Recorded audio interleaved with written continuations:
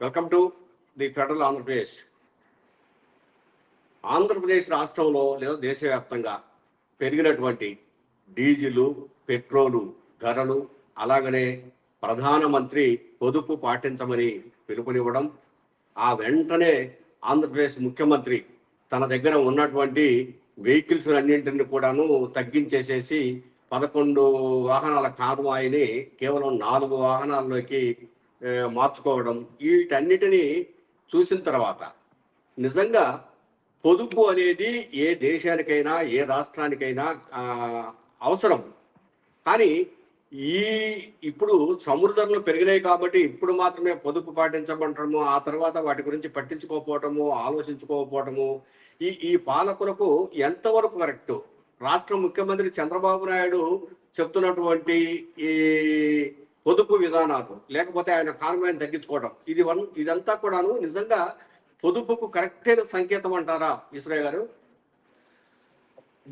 చంద్రబాబు నాయుడు గారు ప్రకటించిన, నరేంద్ర మోడీ గారు ప్రకటించిన ఇప్పుడు పెట్రోలు డీజిల్ ఛార్జీలు పెరిగాయి కాబట్టి పొదుపు పాటించాలని చెప్పేసి పిలిపించి ప్రజల యొక్క ఆలోచనలన్నిటినీ సైకలాజికల్గా వారి వైపున తిప్పుకోవడానికి కావాల్సినటువంటి ప్రయత్నం తప్ప ఇది శాశ్వతమైనటువంటి ప్రయోజనాలు చేకూర్చేటువంటిది కాదు అనేటువంటిది జనం అంతా కూడా నమ్ముతున్నటువంటి విషయం.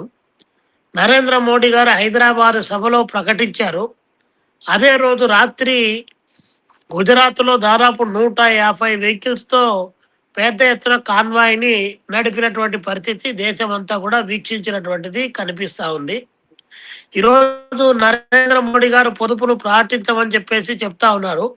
ఓన్లీ డీజిల్ పెట్రోల్ విషయంలోనే పాటించాలా, లేకపోతే నరేంద్ర మోడీ గారు వేసుకున్నటువంటి డ్రెస్సు ఏదైతే 20 నుండి 30 లక్షల రూపాయలు ఉందో అందులో ఏమైనా పాటించాల్సిన అవసరం ఉందా, లేదా ఆయన వాడుతున్నటువంటి ఇటలీకి సంబంధించినటువంటి పెన్ను, అదేవిధంగా ఆయన వాడుతున్నటువంటి వాచీలకు సంబంధించి కానీ, ఆయన వాడుతున్నటువంటి కళ్ళద్దాలకు సంబంధించి కానీ, అదేవిధంగా ఆయన మెయింటెనెన్స్కు సంబంధించిన కానీ ఇలాంటి ఏమైనా తగ్గించుకునేటువంటి అవకాశాలు ఏమైనా ఉన్నాయా అని ప్రజలు ఆలోచన చేస్తూ ఉన్నారు. అదేవిధంగా 3 రకాల భారతదేశంలో ఉన్నటువంటి కాకుండా 3 రకాల కంపెనీలు, వీరు BMW కానీ, లేకపోతే రోల్స్ రాయల్ కానీ, ఇంకొక కారు, ఇలాంటి కార్లన్నీ కూడా నరేంద్ర మోడీ గారు వాడుతూ ఉన్నారు. ఇవన్నీ కూడా తగ్గించుకునేటువంటి పద్ధతుల్లో ఏమన్నా ఉందా అనేటువంటిది కూడా ఆలోచన చేయాల్సినటువంటి అవసరం ఉంది.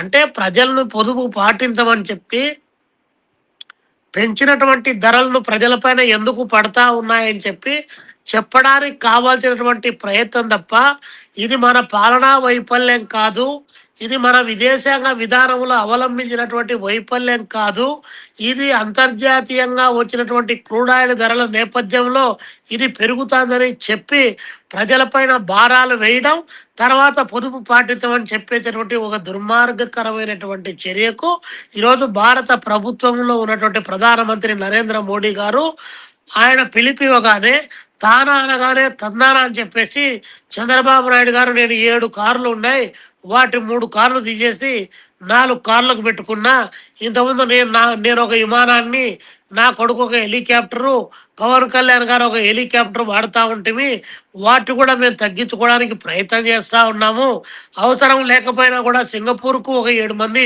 మంత్రులు పంపించాము, 2 కోట్ల రూపాయలు డబ్బులు అయింది, భవిష్యత్తులో ఆ ఖర్చులు మళ్ళీ మేము అట్లాంటి పెట్టాము అని చెప్పడానికి కావాల్సినటువంటి ప్రయత్నం తప్ప వేరొకటి కాదు.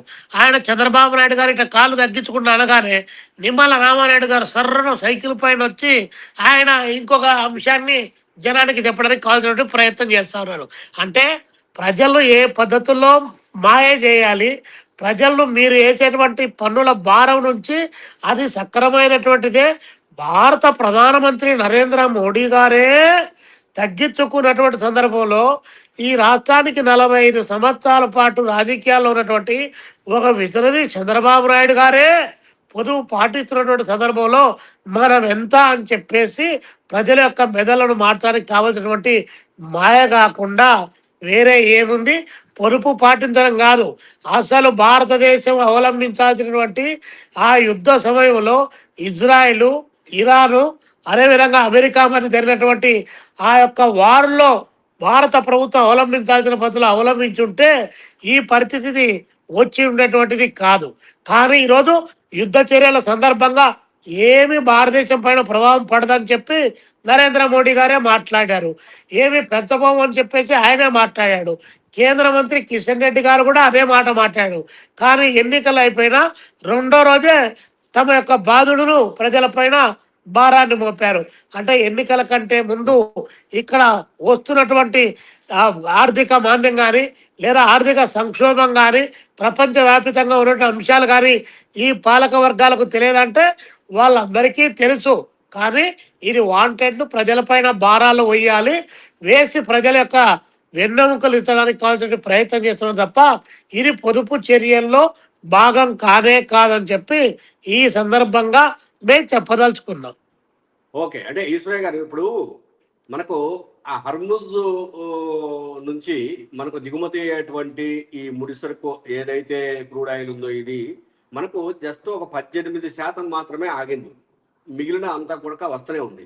ఆ 18% ఆగిన దానికి ఇప్పుడు పెట్రోల్ డీజిల్ ధరలు నిజంగా పెంచాల్సినటువంటి అవసరము ఉందా? ఒకవేళ పెంచాల్సి వస్తే అది సబ్సిడీ రూపంలో ప్రభుత్వం భరించకూడదా? మీరు ఏమంటారు దానికి? ఈ ప్రభుత్వము చెబుతున్నటువంటిది హర్మోజ్ జలసంధి ద్వారా మనకు 18% ఆగిపోయింది అన్నటువంటిది మనకు ముందు నుంచి కూడా తెలుసు. అయినా ప్రత్యామ్నాయ మార్గాలను మేము అన్వేషిస్తున్నామని చెప్పి ఈ పాలక వర్గాలే చెప్పారు. మొన్నటికి మొన్న పెట్రోలు డీజిల్ లేదు, స్టాకు లేదని బోర్డు పెట్టారంటే ఏఐని క్రియేట్ చేసి ఇదే విజనరీ చంద్రబాబు నాయుడు గారు మీరు ఈ సోషల్ మీడియాలో వచ్చేటువంటి వదంతులు కానీ ప్రతిపక్ష పార్టీలు చేసే ఆందోళన కానీ పట్టించుకోవద్దని చెప్పినటువంటి వాళ్ళు కూడా వీరే. ఇప్పుడు మళ్ళీ అది కాదని చెప్పి ఈరోజు కొరత ఉందని చెబుతున్నట్టు వాళ్ళు కూడా వీరే. అంటే ప్రజలను దేన్ని నమ్మాలా దేన్ని నమ్మకూడదని వారంతకు వారిని డైలమాలో పెట్టి అయితే కన్వెన్స్ చేయాలి, లేకపోతే కన్ఫ్యూజ్ చేసి వదిలిపెట్టాలనేటువంటి సూత్రాన్ని ఖచ్చితంగా చంద్రబాబు నాయుడు గారు నరేంద్ర మోడీ గారు ఎత్తుకున్నారు.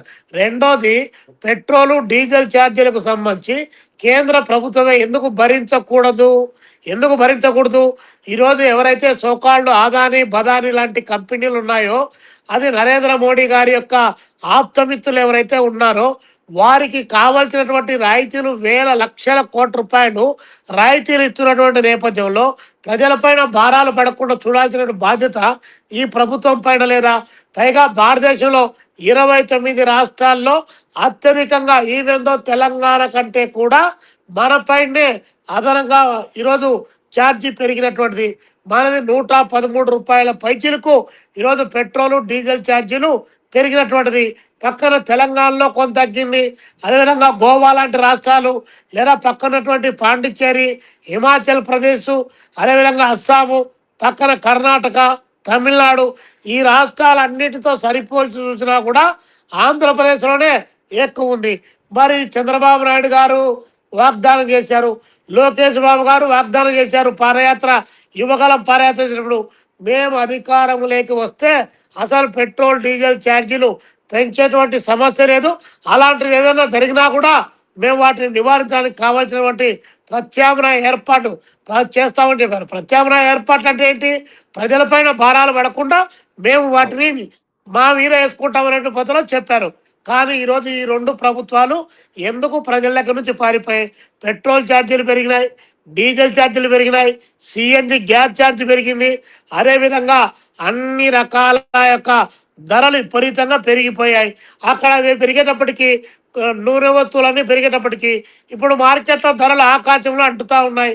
పోయి టిఫిన్ చేస్తే గతంలో 30 రూపాయలకు 2 ఇడ్లీ ఇచ్చేవాళ్ళు, ఈరోజు 40 రూపాయలు 50 రూపాయలు ఇడ్లీ 2 ఇడ్లీ కొనుక్కోవాల్సిన పరిస్థితి వచ్చింది.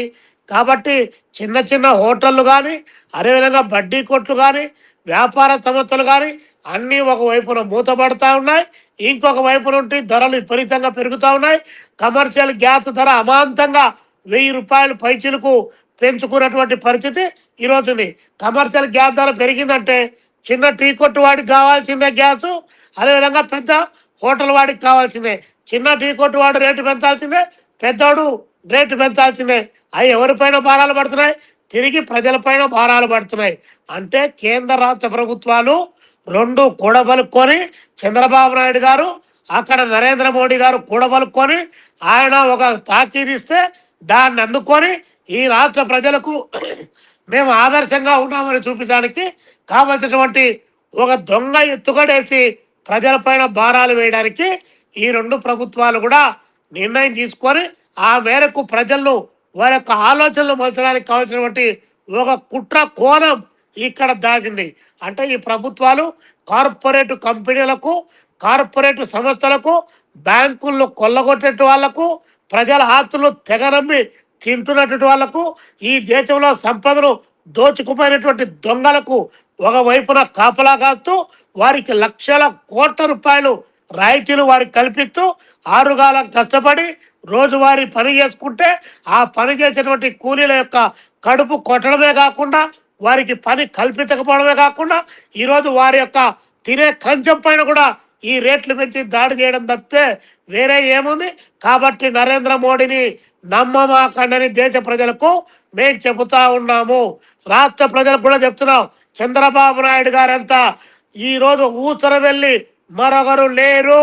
కాబట్టి చంద్రబాబు నాయుడు వేరు కాదు, బీజేపీ వేరు కాదు, నరేంద్ర మోడీ వేరు కాదు. దేశ సంపదను కార్పొరేట్ కంపెనీలకు తాకట్టు పెట్టి అమ్మకానికి పెట్టి ఈరోజు సహజ వనరులు కొల్లగొట్టుకోవడానికి లైసెన్సులు మంజూరు చేసినటువంటి దొంగలకు కాపలాగా చేటువంటి పాలక వర్గాలు ఉన్నాయి. కాబట్టి ఈరోజు 90% ఉన్నటువంటి పేద ప్రజల పైన, శ్రామిక జనం పైన, ఉత్పత్తిని పెంచేటువంటి నిరంతర కార్మిక వర్గం పైన ఈ భారం పడతా ఉంది. కాబట్టి ప్రభుత్వానికి చిత్తశుద్ధి ఉంటే ఆ భారాన్ని ప్రభుత్వం మొయ్యాల్సినటువంటి బాధ్యత ఉందని చెప్పి ఈ సందర్భంగా మేము తెలియజేస్తున్నాం. రెండో అంశం ఆర్మూర్ జలసంధి అని చెప్పారు మీరు.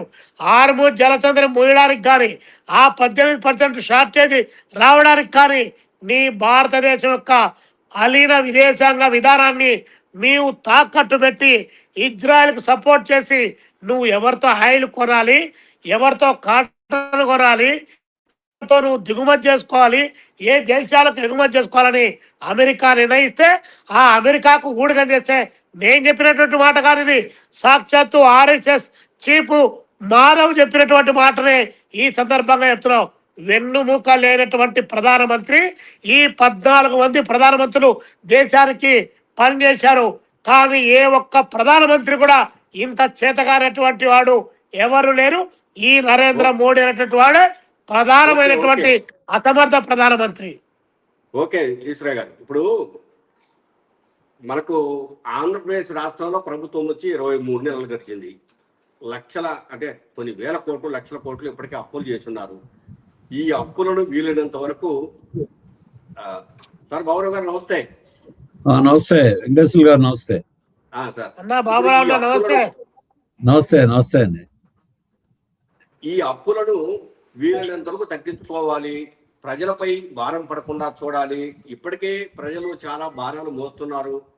ఇవన్నీ తెలిసినటువంటి రాష్ట్ర ముఖ్యమంత్రి చంద్రబాబు నాయుడు గారు నిజంగా ప్రధానమంత్రి అక్కడ ఏదో పిలుపునిచ్చేసేసి పొదుపు పాటించండి అంటున్నదని వాహనాలు తగ్గించుకోవడంతో నిజంగా ఈ పొదుపు పాటించినట్ల ఈ 23 నెలల నుంచి నిజంగా ఈ అప్పులు తీసుకురావడంలో కానీ, తెచ్చిన అప్పులను ఖర్చు పెట్టడంలో కానీ ఎందుకు ఆయన పొదుపు పాటించట్లేదు? అక్కడ ప్రధానమంత్రి చెప్పిన మరుక్షణమే ఈయన వాహనాలు తగ్గించుకొని మొత్తం నేను పొదుపు పాటిస్తున్నానని చెప్పేసి చెప్పడంలో ఆంతర్యం ఏంటంటారు ఈశ్వరయ్య గారు? చంద్రబాబు నాయుడు గారు చెప్పేటువంటి మాటలకు, ఆయన చేస్తున్నటువంటి పనులకు ఏమాత్రం కూడా పొంతన లేదన్నటువంటిది వాస్తవం. ఎందుకంటే చంద్రబాబు నాయుడు గారు ఎన్నికల కంటే ముందు రాష్ట్రం అప్పులు కుప్పగా మారిపోయింది, శ్రీలంకగా మారిపోయింది. 12 లక్షల కోట్లు, 14 లక్షల కోట్లు అప్పులు ఉన్నాయని చెప్పేసి ఒక డెమగాకు ప్రచారాన్ని ఆయన కొనసాగించాడు. తీరా ఆయన అధికారంలోకి వచ్చిన తర్వాత 14 లక్షల కోట్ల అప్పు మాత్రం ఎలా తగ్గిపోయింది? ఈరోజు ఈ ప్రభుత్వం వచ్చినటువంటి ఈ 23 మాసాల కాలంలో దాదాపు 2,30,000 కోట్ల రూపాయలు అప్పు చేశారని చెప్పి ఒకవైపున గణాంకాలు చెప్తా ఉన్నాయి.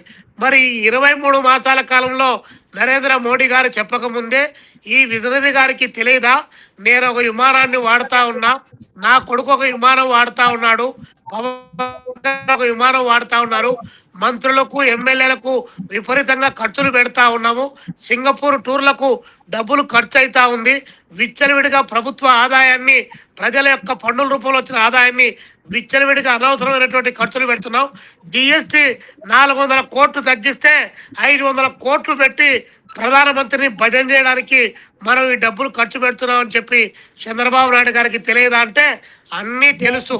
ఆయన కూడా విచ్చలవిడిగా ఖర్చు పెట్టారు. మరి ఆయన ప్రచార ప్రోటోపాలకు ఎన్ని వేల కోట్ల రూపాయలు ఖర్చు పెడుతున్నారు, ఎన్ని రకాల అడ్వర్టైజ్మెంట్ ఇస్తున్నారు, చిన్నదానికి పెద్దదానికి, బాత్రూమ్కు రంగులేసిన దానికి కూడా ఈరోజు దానికి ఖర్చు పెడతా ఉన్నాం.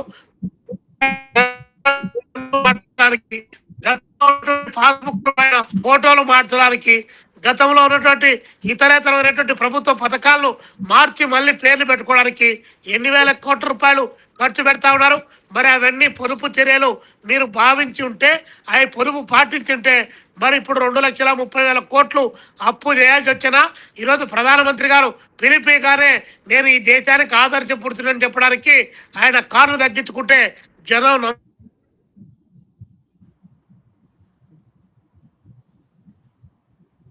సార్ బాబురావు గారు, వెంకటేశ్వర గారు, ఇప్పుడు ఈ రోజు మనం చూస్తున్నాం. ఈ రోజు ఉదయం నుంచి కొల్లు రవీంద్ర గారు మంత్రి గారు సైకిల్ తొక్కుతూ తిరుగుతున్నారు. నిన్నేమో రామానాయుడు గారు క్యాంప్ ఆఫీస్ నుంచి సీఎం గారి ఇంటి దగ్గరికి సైకిల్ వేసుకుని వెళ్ళొచ్చారు. అక్కడ కొన్ని ఆయన కావాల్సిన పనులు చేసుకున్నారు. ఇక నుంచి ఎవరైనా కూడా ఇట్లా సైకిల్ దొక్కితే మంచిదని చెప్పి ఒక సందేశం ఇస్తున్నారు. ఈ సైకిల్ దొక్కే కార్యక్రమాలు ఎంతకాలం నడుస్తాయి? ఈ ఎంతకాలం మీరు పొదుపు పాటిస్తారు? ఈ ప్రజలకు అసలు ఈ సైకిల్ దొక్కడం ద్వారా ఏం చెప్పదలుచుకున్నారు? అంటే మోడీ గారు పిలుపు కానీ వీళ్ళు అమలు చేస్తున్నది కానీ చిత్తశుద్ధి లేనటువంటి పనిది. మళ్ళీ పశ్చిమాసియా యుద్ధాన్ని, పొదుపు చర్యలను కూడా ప్రజల దృష్టిని మళ్లించడానికి, వాళ్ళ ప్రచార ఆర్భాటానికి మాత్రమే వాడుకుంటున్నారు తప్ప చిత్తశుద్ధి లేదు. ఇది మోడీ గారి దగ్గర నుండి కింద నాయకుల వరకు. మోడీ గారు హైదరాబాద్లో ప్రకటించినటువంటి రోజు బెంగళూరులో 2 కార్యక్రమాల్లో ఆయన పాల్గొన్నారు, హైదరాబాద్లో 3 కార్యక్రమాల్లో ఆయన పాల్గొన్నారు, సాయంత్రం జామ్నగర్లో పాల్గొన్నారు, తర్వాత రోజు సోమనాథ్లో రోడ్ షో చేశారు, ఆ తర్వాత రోజు అస్సాంలో పదవి స్వీకారానికి 1,00,000 మందితో చేసామని వాళ్లే ప్రకటన చేశారు. మరి ఆయన ఈ కార్యక్రమాలన్నింటిలో ఎన్ని వాహనాలని జనాన్ని తరలించడానికి వాళ్ళు వెళ్ళటానికి వెళ్ళింది? ఇది అంతా ప్రకటన చేసే రోజు గురించే నేను మాట్లాడేది. అంటే అక్కడే చిత్తశుద్ధి లేదు. ఇక్కడ కాన్వాయ్లో వెహికల్స్ తగ్గించారు. ఈరోజే వార్త వచ్చింది కదా, నిన్న పుట్టపర్తిలో ఎన్ని విమానాలు వెళ్ళి, రక్షణ శాఖ మంత్రి గారితో ఒక విమానం, రామ్మోహన్ నాయుడు గారితో ఒక విమానం, లోకేష్ గారు, చంద్రబాబు నాయుడు గారు, వీళ్ళందరూ స్పెషల్ ప్రత్యేక అందరూ కలిపి కూడా వెళ్ళా. మోడీ గారు హెలికాప్టర్లో మోడీ గారు ఏం చెప్పారు? కార్ పూలింగ్ చేసుకోండి అన్నారు. కార్ల వరకే పూలింగ్ చేసుకోవాలా, హెలికాప్టర్లు పూలింగ్ లేదా? రెండోది ఆ సభలకు తీసుకురావడానికి. అందుకే వీరు చెప్పే దాంట్లో చిత్తశుద్ధి లేదు. ఇప్పుడు మోడీ గారు వినియోగించేటువంటి బోయింగ్ విమానం గంటకి 10,000 లీటర్ల డీజిల్ వాడుతుంది. ఒక రోజులో దానికి 9 గంటలు ప్రయాణిస్తే 90,000 లీటర్లు వాడారు. రక్షణ మంచిదే, సెక్యూరిటీ అవసరమే, కానీ చిత్తశుద్ధి లేకుండా చేసేటువంటి చర్యలు ఉన్నాయి. నిజంగా ఇది పొదుపు చర్యల్లో భాగంగానే కాదు, ఇతర రాష్ట్రాలలో లేనటువంటిది తెలుగు రాష్ట్రాల్లోనూ, కొన్ని రాష్ట్రాల్లోనూ, చాలా రాష్ట్రాలు మీరు చూడండి, బెంగాల్ చూడండి, కేరళ చూడండి, వామపక్షాలు ఉన్నప్పుడు చూడండి, వామపక్షాలు కాదు ఇతరులు ఉన్నప్పుడు చూడండి, ఇంతెంత కాన్వాయిలు ఇంతెంత లేవు. విదేశాల్లో మనం చూద్దాం, మనకంటే జీడిపిలోను వృద్ధి రేట్లోనూ చాలా ముందున్నటువంటి దేశాల్లో అక్కడ ఉన్న నాయకులకి సౌకర్యాలు లేకపోతే వాళ్ళకు ఉన్నటువంటి సెక్యూరిటీలు ఎలా ఉన్నాయి? ఇక్కడ అంతా ఒక రాజరికం లాగా వాళ్ళు చేస్తూ ఉన్నారు. ఇప్పుడు రాష్ట్రంలో కూడా ఈ ప్రభుత్వం చేసే చర్యలు కూడా పైకి అది ప్రచార ఆర్భాటానికి తప్పలేదు. ఈ నిరాడంబరత కోసం మళ్ళీ సెక్యూరిటీ, దీనికోసం ప్రచారం. మళ్ళీ దీనికోసం ఖర్చులు. ఇది ప్రజల దృష్టిని మళ్లించడం, మోసం చేయడం తప్ప అసలైన చర్యలు లేదు. నిజంగా చెప్పాలంటే ఈ పొదుపు చర్యలు చేయాల్సినటువంటి అనేక అంశాలు ఉన్నాయి. మీరు సలహాదారుల పేరుతో రాష్ట్రంలో ఎన్ని వందల మంది నియమించుకున్నారు? ఎంత వేతనాలు ఇస్తున్నారు? తొలగించండి వాళ్ళని. సిబ్బంది ఉన్నారుగా, మనకి అధికారులు ఉన్నారుగా, తొలగించండి. అలాగే ఇప్పుడు మీరు వృధా ఖర్చులు పెడుతున్నటువంటి అనేక చోట్ల అవినీతిని తగ్గించండి. అటువంటి దాని మీద నిర్దిష్టమైన చర్యలు తీసుకోండి. ఈ కాన్వాయిలు మీరు ఒక పూట ఆపి సైకిళ్లతో అడావుడి చేస్తే ఇది అయ్యేటువంటి పని కాదు. అటు కేంద్ర మంత్రులు చేస్తున్నారు, ఇటు రాష్ట్ర మంత్రులు చేస్తున్నారు. కాబట్టి అసలు విషయాన్ని మరుగుపరుస్తున్నారు. ఇప్పుడు ఈ పెట్రోల్ డీజిల్ ధరలు అనేది సార్, ఇప్పుడు దేశమంతా ఎక్కడ ఏ రాష్ట్రంలో చూసినా మనకంటే ₹2 తక్కువే ఉంది. మన దగ్గరనే ఎక్కువగా వసూలు చేస్తున్నారు. అంటే వ్యాట్ ట్యాక్స్ అనేవి వసూలు చేస్తున్నారు. రకరకాల ట్యాక్సుల పేరుతో మన దగ్గర విపరీతంగా వసూలు చేస్తున్నారు. ఈ పరిస్థితిని ఈ పాలకులు ఎందుకు తీసుకొచ్చారంటారు? అంటే పెట్రోలు, డీజిల్, పెట్రోలియం ఉత్పత్తుల మీద చూస్తే అటు కేంద్రం కానీ ఇటు రాష్ట్రం కానీ మీరు చూడండి. కేంద్ర ప్రభుత్వం గత 12 ఏళ్లలో సుమారుగా 32 లక్షల కోట్ల రూపాయలు ఎక్సైజ్ డ్యూటీ సెస్సుల రూపంలో వాళ్ళ ఖజానాలో వేసుకుంది. మన ఆంధ్రప్రదేశ్లో ప్రతి సంవత్సరం సుమారుగా 16,500 కోట్ల రూపాయలు పెట్రోలు, డీజిల్ మీద పన్నుల ద్వారా ఖజానా నింపుకుంటుంది ప్రభుత్వం. పెట్రోల్ మీద ఇవాళకి ఆంధ్రప్రదేశ్లో 31% వ్యాట్ ఉంది. డీజిల్ మీద సుమారుగా మనం చూస్తే 22% వ్యాట్ ఉంది. ఈ వ్యాట్ వేరే రాష్ట్రాలలో మన ఏపీలోనే ఎక్కువ వసూలు చేస్తున్నారని ఎక్కువే కాదు, మన రాష్ట్రాలకి, చుట్టుపక్కల ఉన్న రాష్ట్రాలకి మనకి 5% కాదు, కొన్ని రాష్ట్రాలతో పోల్చుకుంటే ₹10 కూడా తేడా ఉంది మనకి, మిగతా వాళ్ళకి. మీరు చూడండి, 97 రూపాయలు, ₹100 పెట్రోల్ ఉన్నటువంటి రాష్ట్రాలు కూడా ఉన్నాయి, పెంచిన దాంతో కలిపి. అటు కేంద్రము, ఇటు రాష్ట్రము. రాష్ట్రాలు మొత్తం చూసుకుంటే దేశవ్యాప్తంగా కేంద్ర రాష్ట్ర ప్రభుత్వాలు ప్రతి సంవత్సరం 6 లక్షల కోట్ల రూపాయలు ట్యాక్సుల రూపంలో తీసుకున్నారు. ఇవాళ పెంచేటువంటి పెట్రోల్, డీజిల్ పెంచాల్సిన అవసరం లేకుండానే ఇప్పటికీ మీరు ట్యాక్సులు తగ్గిస్తే ఆల్రెడీ 32 లక్షల కోట్ల రూపాయలు గత 12 ఏళ్లలో వచ్చిన ఆయిల్ పూల్ డబ్బులో నుండి మీరు ఖర్చు పెడితే ఒక్క నయా పైసా పెంచాల్సిన అవసరం లేదు. అలాగే ఇవాళకి కూడా కేంద్ర ప్రభుత్వం ₹10 ఎక్సైజ్ డ్యూటీ తగ్గించే ఉన్నారు. కానీ ఇవాళకి కూడా ఇంకా ₹12 రోడ్ అండ్ ఇన్ఫ్రాస్ట్రక్చర్ ట్యాక్స్ పేరుతోను, అగ్రికల్చర్ అండ్ ఇన్ఫ్రాస్ట్రక్చర్ సెస్ పేరుతోను, స్పెషల్ ఎక్సైజ్ డ్యూటీ పేరుతోను ఇవన్నీ ఇప్పుడు ఇవాళకి కలెక్ట్ చేస్తున్నారు. మీకు యాక్చువల్గా చెప్పాలంటే ₹110 ఉన్నటువంటి పెట్రోల్ ₹13లో ఇప్పుడు ₹60 అసలు పెట్రోల్కి అయ్యేటువంటి మొత్తం కమిషన్లతో కలిపి అయ్యేది. ₹50 పైన ట్యాక్స్ ఉంది. డీజిల్ మీద అదే రకమైనటువంటి ట్యాక్స్ చూసుకుంటే మీకు ₹100లో ₹60, ₹40 ట్యాక్స్లే. ఈ విషయాన్ని మరుగుపరిచి మాకు నష్టం వచ్చింది అన్నారు. నష్టం అనే మాటే తప్పు. మీరు పన్నులన్నీ తీసే ప్రపంచంలో ఏ దేశంలోనైనా పెట్రోలియం మీద దాదాపు 80-90% ట్యాక్స్ ఉన్నటువంటి దేశమే లేదు. వరల్డ్లోనే మన రికార్డు ఈ ట్యాక్సుల రేట్లు. స్టేట్ అవచ్చు, సెంటర్ అవచ్చు. స్టేట్స్కి ఆదాయం తగ్గితే సెంట్రల్ గవర్నమెంట్ GST కాంపెన్సేషన్ ఇవ్వండి రాష్ట్రాలకి, అంతేగాని సామాన్యులను కొల్లగొట్టేటువంటి పని లేదు.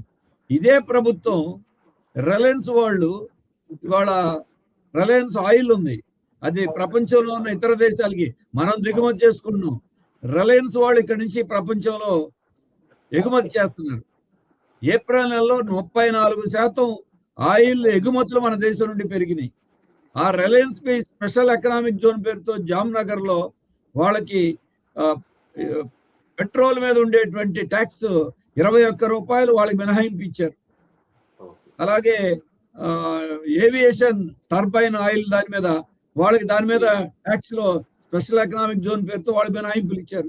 ఈ మధ్యకాలం మాత్రం కొంత భారం వేశారు. కానీ అంటే అక్కడేమో పెద్ద కంపెనీలకి రిలాక్సేషన్ ఇస్తున్నారు, రైతులకి, సామాన్యులు వాడే పెట్రోల్, డీజిల్ కి మాత్రం, ఆటో డ్రైవరు, సామాన్యులు, ఒక 2 వీలర్ ఉన్నటువంటి వాళ్ళకి మాత్రం ఇంత రకాల ట్యాక్సులు ప్రతిరోజు కడుతున్నాం. దీంట్లో ఉన్నటువంటి రాష్ట్రము, కేంద్రము, ఎన్డీఏ ప్రభుత్వం కాబట్టి, డబుల్ ఇంజన్ కాబట్టి ఇవాళ మరి డబుల్ ఇంజన్ సర్కారు రెండింటికి వాళ్ళే సమాధానం చెప్పాలి.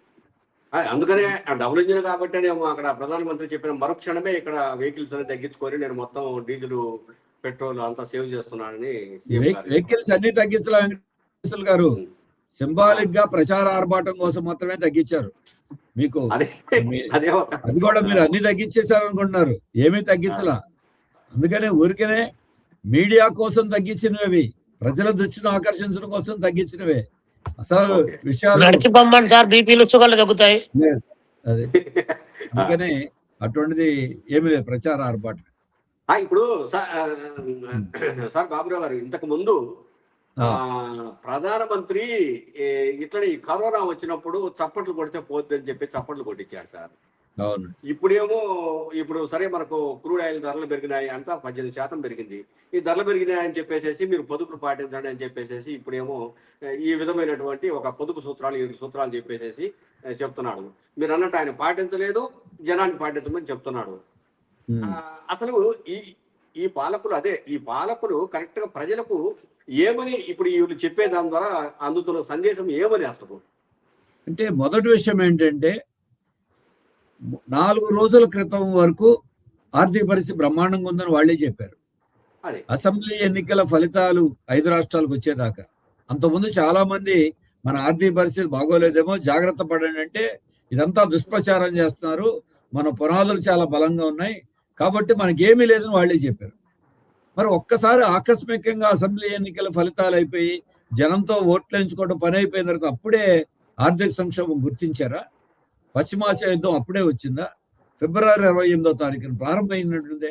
అంటే ఇందులోనే మోసపూరితం ఉంది, చిత్తశుద్ధి లేదు. అలాగే మీ తప్పులకి, మీ వైఫల్యాలకి ప్రజల్ని బలి చేయటం ఏంటి? ప్రజల్ని బలిపశువులు చేయటం, వాళ్ళని దోషులుగా చేయటం ఏంటి? నిజంగా మీరు చెప్పాలంటే ఈరోజు మీరు చెప్పండి, బంగారం కొనే శక్తి సామాన్య జనం దగ్గర లేదు. బంగారం కొనొద్దని ప్రజలకు పిలిపివ్వటం కాదు, బంగారు బిస్కెట్లు ఉన్నటువంటి అన్ని ఎవరి దగ్గర ఉన్నాయి? కూడా రాజకీయ నాయకులు, అధికార పార్టీ నాయకులు, అవినీతి అధికారులు, బడా కార్పొరేట్ల దగ్గర ఉన్నాయి. ఈ బంగారు బిస్కెట్లు విదేశాల నుండి మనం ప్రతి సంవత్సరము 6 లక్షల కోట్ల రూపాయల పైన దిగుమతి కోసం బంగారాన్ని ఖర్చు పెడతామని మీరు చెప్తున్నారు కదా. ఇప్పుడు సామాన్యుడు పెళ్లి చేసుకుంటే ఒక మంగళసూత్రం కోసం పెట్టేటువంటిది విదేశీ దిగుమతి కదా, దానివల్ల పెరుగుతుందా? కొనుక్కోలేని స్థితిలో వాళ్ళందరూ ఉన్నారు. కాబట్టి ఎక్కడైతే ఇది మీరు కార్పొరేట్లకి పిలిపివ్వండి, మీ నాయకులకు పిలిపివ్వండి, మీ దగ్గర ఉన్న బంగారు బిస్కెట్లు బయటికి తీయండి అని. బ్లాక్ మనీ తీసుకొస్తానని 100 రోజుల్లో 2014 హామీ ఇచ్చారు, లక్షల కోట్లు. మరి విదేశీ మార్గద్రవ్యం రావాలంటే విదేశాల్లో మనం నల్ల డబ్బు తేవాల్సింది 12 ఏళ్లలో ఎందుకని మోడీ గారి ప్రభుత్వం తేలేకపోయింది? అంటే కార్పొరేట్లకేనో మీకు మాత్రం మినహాయింప, ప్రజలకి ఇదా? రెండోది బంగారం మీద, ఇవాళ బంగారం కొనటం కాదు, స్వర్ణకార వృత్తి మీద కానీ లేదు వీటిల్లో ఉన్నటువంటి వాడు ఎన్ని లక్షల మంది ఉపాధి పొందుతున్నారు? వాళ్ళ పొట్టకొట్టడం, వాళ్ళ ప్రత్యామ్నాయం ఉందా? ప్రభుత్వం ఆలోచించట్లా. నూనె తగ్గించండి అంటున్నారు, అసలు ఇవాళ రేషన్ డిపోల్లో ఒక ప్యాకెట్ కూడా నూనె ఇవ్వట్ల పేదవాడికి. తగ్గించండి అంటారు మీరు, ఇవాళ కదా ఎప్పుడో తీశారు వాళ్ళు. నూనెలు సామాన్యులు మన లెక్కలేం తెలియజేస్తున్నాయి. చెప్తుంది నూనెలంతా మనం విదేశాల నుంచి దిగుమతి చేసుకుంటున్నాము. ఆయిల్స్ ఇప్పుడు ఈ పెట్రోలియం ఉత్పత్తులను కూడా విదేశాల నుంచి దిగుమతి చేసుకుంటున్నాం కాబట్టి తగ్గించండి అని వాడకం. అంటే ఇప్పుడు ఆ విదేశాల నుండి దిగుమతి చేసుకోవటానికి ఎవరు కారణం? ప్రజలు కాదే, ప్రభుత్వం కారణం. మనకు ఉన్నటువంటి ఆయిల్లో 88% మనం దిగుమతి చేసుకున్నాం. గతంలో ఎన్డీఏ మోడీ గారి ప్రభుత్వం రాకముందు ఇది సుమారుగా 79% ఉంది. ఈ గవర్నమెంట్ వచ్చిన తర్వాత విదేశాల మీద ఆధారపడటం ఇంకా 9% పెరిగింది, 88%. కనీసం ఈ 12 ఏళ్లలోనైనా మొత్తం ఒకేసారి కాకపోయినా కొద్దిగానే తగ్గించుకున్నారా? మన దగ్గర ఉన్నటువంటి ఆయిల్ నేను రిలయన్స్ లాంటి కంపెనీలు విదేశాలకి ఎగుమతి చేస్తున్నాయి, మనమేనో దిగుమతి చేసుకుని మనకి ఇవాళ విదేశీ మాదక ద్రవ్యాన్ని మనం వాళ్ళు అక్కడ ఖర్చు పెట్టాల్సి వస్తుంది. దీనికి మీ విధానం కారణం. మన ఆయిల్ రిజర్వ్స్ ఎంత ఉన్నాయి? 3 నెలల స్ట్రాటజిక్ ఆయిల్ రిజర్వ్స్ ఏ దేశంలో అయినా ఉండాలి, మనకి 12 రోజులు మాత్రం నిల్వ ఉండేటువంటివి ఉన్నాయి. దీనికి ఎవరు బాధ్యత? మీ తప్పులకి, మీ వైఫల్యాలకి, మీ లోపాలకి సాధారణ ప్రజలను బలి చేయటం కాదు, రెండోది వాళ్ళ ప్రజలకి మీరు యూరియా కొనొద్దు, యూరియా కొనకుండా ఏమవుతుంది రేపు? రైతుకే కాదు, మన ఆహార ఉత్పత్తికి కూడా రాబోయే కాలంలో వాళ్ళు ఉన్నటువంటి ఎరువులు వాడకుండా ప్రకృతి వ్యవసాయం చేయగలిగిన స్థితి లేదు. శ్రీలంక అనుభవం మనకేం తెలియజేస్తుంది? ఇదే సాధ్యమయ్యేది కాదు. పిలుపులు ఇస్తున్నారు ఇవాళ. అటు నూనె కొనొద్దు, పెట్రోల్ కొనొద్దు, బంగారం కొనొద్దు, అలాగే ఎరువులు కొనొద్దు. మరి ఇటువంటి అన్ని పిలుపులు ఇచ్చి ఆచరణ సాధ్యం కానీ సామాన్యులకు మాత్రం ఇవన్నీ కొరత ఏర్పడతాయి. అవసరమైన డబ్బు ఉన్నోళ్ళకి ఇది బాధే లేదు, ఏ కొరత ఉండదు. ఈ పిలుపులన్నీ ఇప్పటికే భారాల్లో కష్టాల్లో ఉన్న ప్రజలకి మరింత భారం వేయటానికి.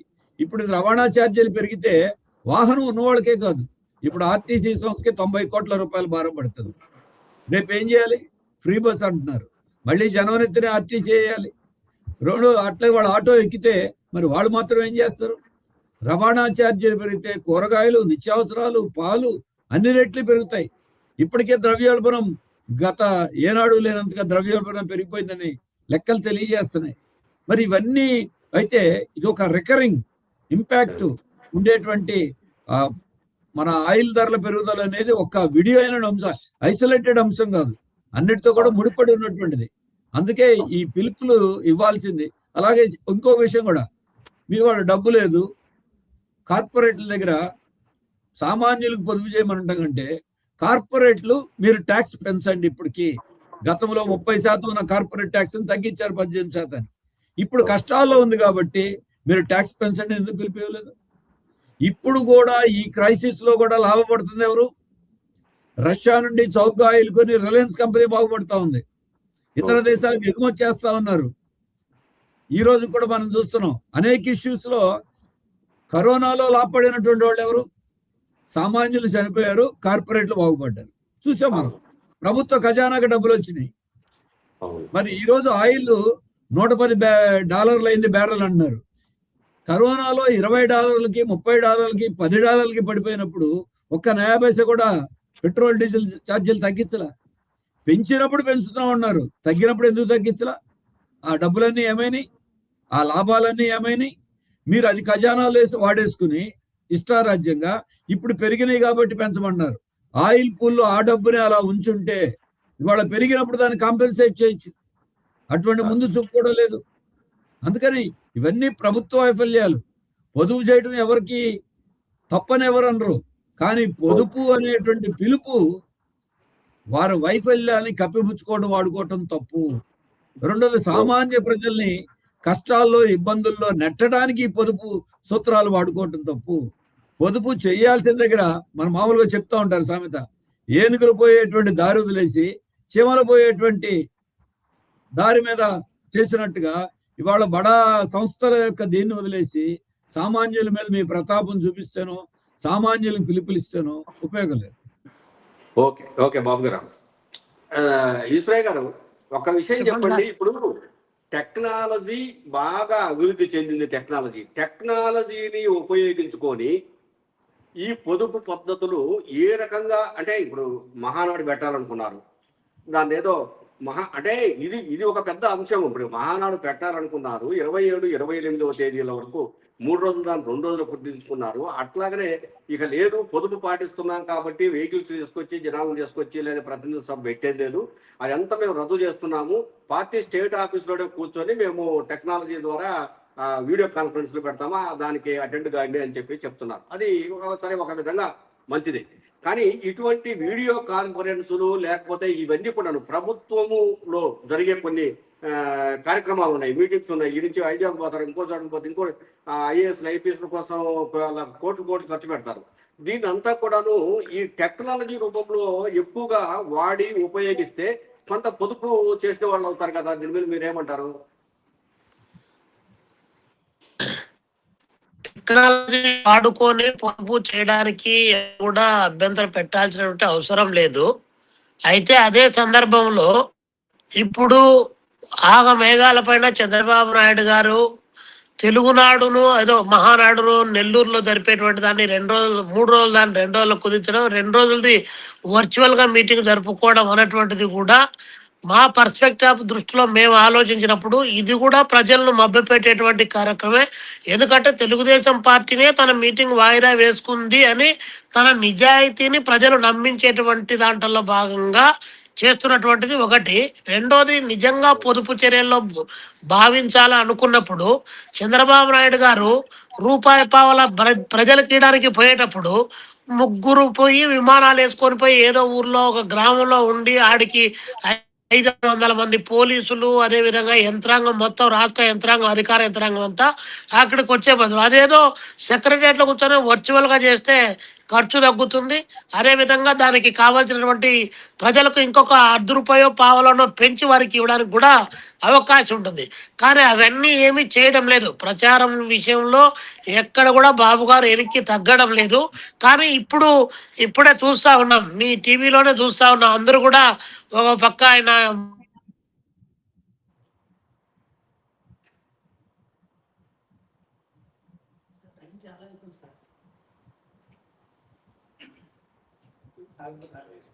ఈశ్వరయ్య కట్ అయిపోయింది.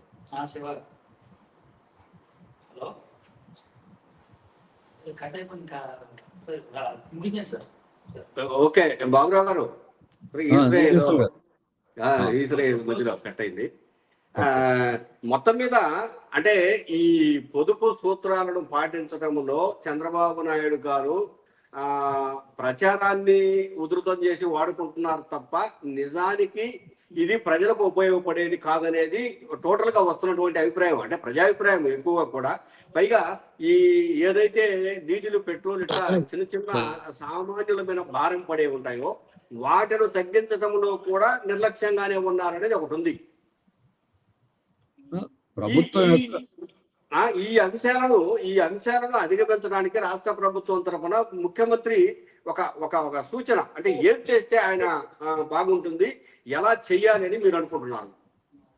రాష్ట్ర ప్రభుత్వం దుబారా వ్యయం, అనవసర వ్యయం చేసే ప్రచార ఆర్భాటం మీద వారు ఒక వైట్ పేపర్ అనౌన్స్ చేసి నిర్దిష్టంగా ప్రజాధనాన్ని వృధా చేయకుండా ఉండే వాటి మీద స్పష్టమైన చర్యలు తీసుకోవాలి.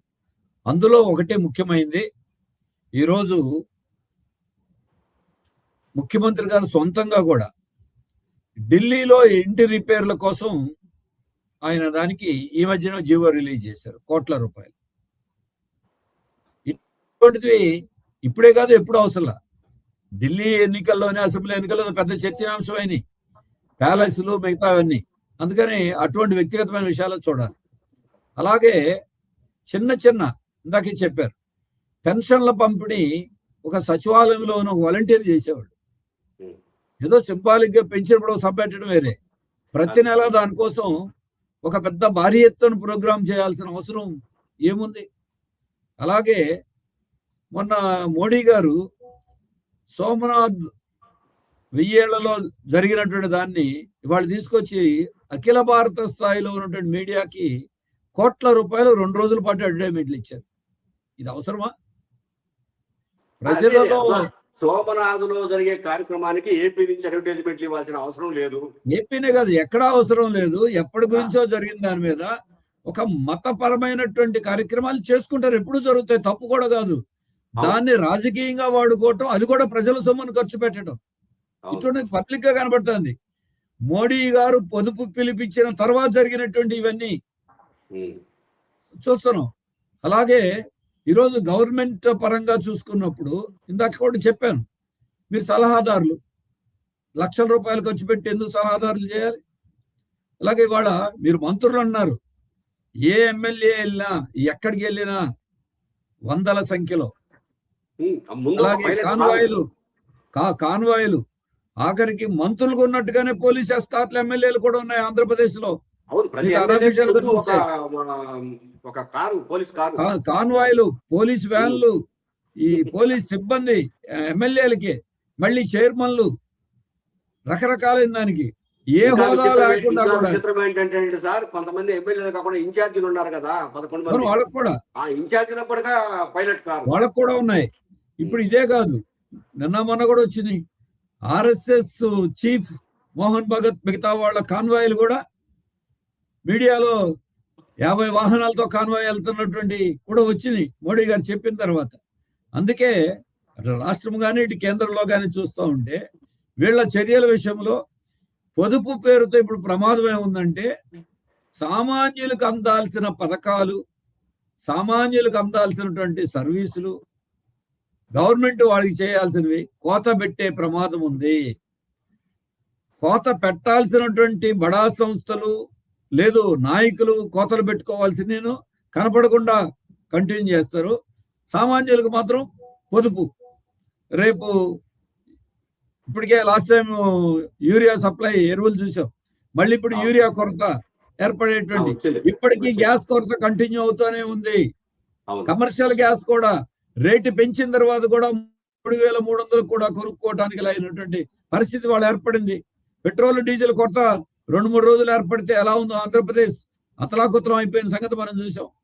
బడా కంపెనీలకి అమరావతితో సహా అందరికీ వాళ్ళకి మాత్రం స్పెషల్ గా సప్లై చేయమని కేంద్ర ప్రభుత్వాన్ని రాష్ట్ర ప్రభుత్వం అడిగింది, ఏది మామూలు రేటుకి. అదే సామాన్యులకు మాత్రం అందలేదు. ఇక్కడ కూడా అందుకే లోపాయికారిగా వాళ్ళు చేసే పనులు ప్రయారిటీస్ వేరుగా ఉన్నాయి. సామాన్యులు మాత్రం పశ్చిమాసియా యుద్ధం పేరుతో వాళ్ళకే పెరిగిపోతున్నాయి. అన్ని రకాల నిత్యావసరాలు పెరిగిపోయినాయి. గ్యాస్ కూడా 60 రూపాయలు డొమెస్టిక్ గ్యాస్ పెరిగింది. పాల ప్యాకెట్ పశ్చిమాసియా యుద్ధం వల్ల పాల ప్యాకెట్కి అయ్యే ఖర్చు పెరిగిందని లీటర్కి 2 రూపాయలు మొత్తం డైరీలు అందరూ పెంచారు, సామాన్యులు వాడుకునేటువంటివి. అందుకని ఇన్ని రకాలు ఉన్నప్పుడు దీనివల్ల ప్రభావం సామాన్యుల మీద పడకుండా చూడాలి. రెండోది పొదుపు చర్యలనే కాదు, అసలు మంత్రులకైనా ప్రభుత్వానికైనా ఇన్ని వందల వేల కోట్ల రూపాయలు ఇష్టారాజ్యంగా ప్రచారం కోసమో లేదు ఆర్భాటం ఖర్చు పెట్టడానికో, మీ భవనాల పేరుతోనో ప్యాలెస్ల పేరుతోనో మీ పర్యటనల పేరుతోనో ప్రచారం పేరుతోనో లేదు మీ సలహాదారుల పేరుతోనో, ఆఖరికి ఇప్పుడు ప్రతి ఒక్కరికి ఎమ్మెల్యేలకి ఎంపీలకి మళ్ళీ కార్యాలయాలు అన్నారు నియోజకవర్గాల్లో ప్రభుత్వం తరపున, గవర్నమెంట్ తరపునే కాదు.